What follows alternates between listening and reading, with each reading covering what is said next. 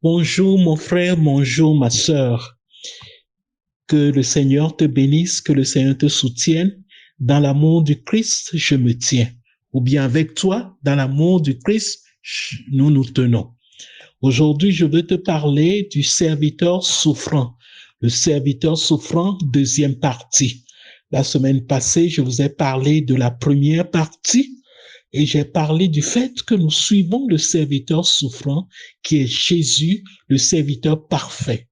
Et que Dieu a choisi que Jésus vienne par le chemin de la souffrance pour emporter la victoire totale et durable, éternelle sur le diable, sur les démons, sur le péché et sur toute forme de choses contraires à la volonté de Dieu. Et que nous aussi, nous devons suivre le serviteur souffrant.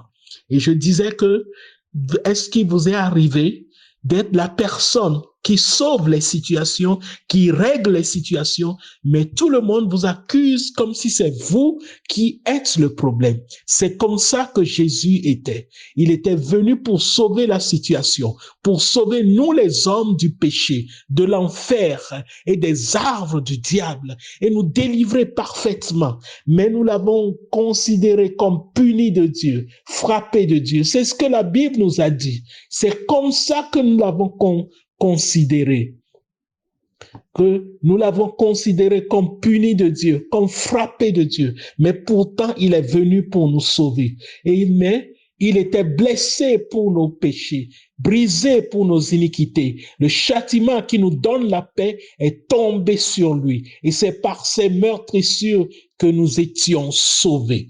Que nous sommes sauvés, que nous sommes guéris. C'est Jésus qui a sauvé. Et ce serviteur n'attire pas la chose, n'attire pas l'attention.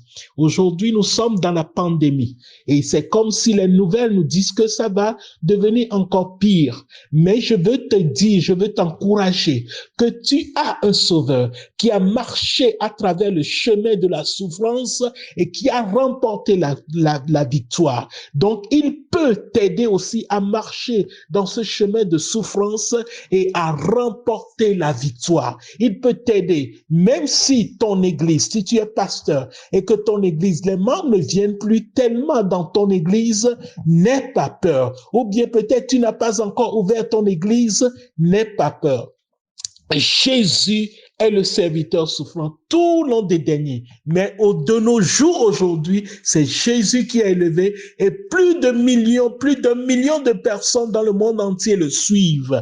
Et toi aussi tu le suives, moi aussi je le suis. Parce que sa victoire, il a dit, quand j'aurai été élevé, c'est-à-dire quand j'aurai été élevé à la croix, j'attirerai tous les hommes à moi. C'est-à-dire c'est dans l'épitome de la souffrance qui est la croix, accroché à la croix, que la victoire a été déclarée dans le ciel, sur la terre et sous la terre. Il dit, nous étions tous errants comme des brebis. Chacun suivait sa propre voie et l'Éternel a fait retomber sur lui l'iniquité de nous tous. L'iniquité de nous tous. C'est que nous étions tous errants. Nous tous, nous allions nos chemins. Mais c'est lui seul qui a choisi, excusez-moi, c'est lui seul qui a choisi le chemin destiné par Dieu.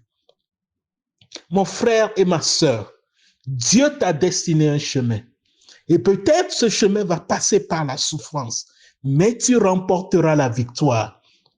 Il a été maltraité et opprimé, et il n'a point ouvert la bouche, semblable à un agneau qu'on mène à la boucherie, à une brebis muette devant ceux qui l'attendent. Il n'a point ouvert la bouche. Est-ce que toi, tu ouvres la bouche aujourd'hui devant le problème de COVID-19?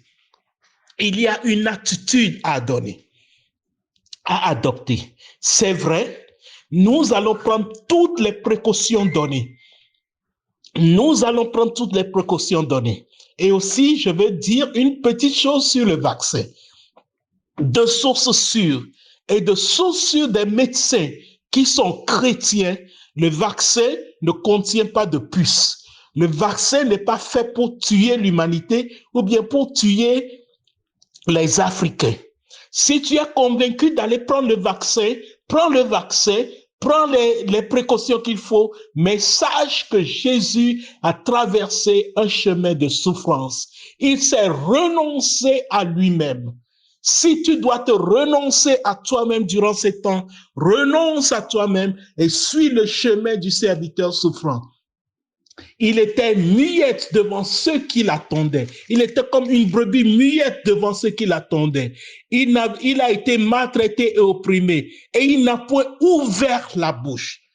Qu'est-ce que toi tu ouvres la bouche pour dire aujourd'hui? Qu'est-ce que toi tu réclames aujourd'hui? Jésus est là pour t'aider. S'il te plaît, des fois, le silence sauve beaucoup de choses que trop de paroles. Chrétien, tu es dans un monde aujourd'hui, il faut te taire. Il ne faut pas essayer de faire comprendre aux autres ce qu'ils ne peuvent jamais comprendre parce qu'ils sont des hommes naturels, ils ne sont pas des hommes spirituels.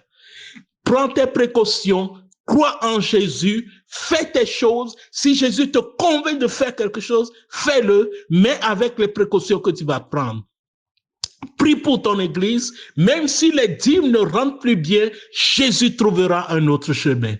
Il a été enlevé par l'angoisse et le châtiment. Et parmi ceux de sa génération, qui a cru qu'il était retranché de la terre des vivants et frappé pour les péchés de mon peuple. Donc, au moment même dans ces semblables, en ce temps-là, ils ne croyaient pas que Jésus était le Sauveur. Ils ne croyaient pas que Jésus était le Seigneur. Ils ne savaient pas que c'est Jésus qui allait les sauver. Caïphe a dit, il faut qu'un seul homme meure pour la nation. Or, étant souverain sacrificateur, Dieu nous disait qu'il prophétisait de la mort de Jésus, ne sachant pas que, en disant ça de ses paroles humaines, il prononçait le verdict de Dieu, que c'est par la mort que Jésus va sauver plusieurs nations, inclus ma nation des Mina. Inclus ta nation des Kabyles, inclus ta nation de Norvégiens. Jésus est venu pour sauver nous tous, les groupes ethniques, pour faire de plusieurs d'entre nous un seul corps, une seule chair, une seule communion, parce qu'il a été le serviteur souffrant. Mais au moment où il vivait cela, personne ne croyait en lui. Peut-être toi aussi, aujourd'hui, chrétien, personne ne croit à toi. Personne ne croit à tes rêves. Personne ne croit à tes réalisations. Personne ne croit à tes projets. Mais je te dis, n'abandonne pas. Jésus n'a pas abandonné avant la croix. Il a été jusqu'à la croix. Il a bu la coupe jusqu'à la lit. Et il y a eu la résurrection après. Il y aura une résurrection pour toi aussi. On a mis son sépulcre parmi les méchants, son tombeau parmi les riches, quoiqu'il n'a point commis de violence et qu'il n'y eut point de fraude dans sa bouche. Vous voyez, Jésus a été considéré comme un commun des communs. Il a été considéré comme un méchant, comme un malfaiteur, comme un brigand. Mais il s'était pas défendu. Il a dit, je ne suis pas cela. On a mis son tombeau parmi les riches. Cependant, il n'a jamais commis de fraude. Donc, Jésus, il s'est identifié avec l'homme dans toute sa bassesse. Est-ce que toi, chrétien, tu suis le serviteur souffrant? Est-ce qu'aujourd'hui, tu es prêt à t'identifier avec ton prochain jusqu'à le sauver? L'apôtre Paul dit, je me fais tout à tout. Avec les gentils, je suis comme sans loi. Avec les juifs, je suis comme avec loi. Avec qui, je suis avec qui. Il fait tout. Est-ce que tu es prêt à t'humilier, à être trimballé partout comme Jésus a été trimballé pour pouvoir gagner le grand nombre? Jésus est le serviteur souffrant. Et si quelqu'un peut nous aider dans cette pandémie à savoir comment, dans la souffrance, on remporte la victoire, c'est Jésus qui puisse t'aider.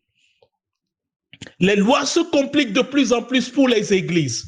Les lois se compliquent de plus en plus pour les chrétiens. Mais nous allons survivre. Et n'oublie pas, tout cela annonce le retour de Jésus. Sois seulement prêt. Si si l'enlèvement se passe, que tu partes avec lui.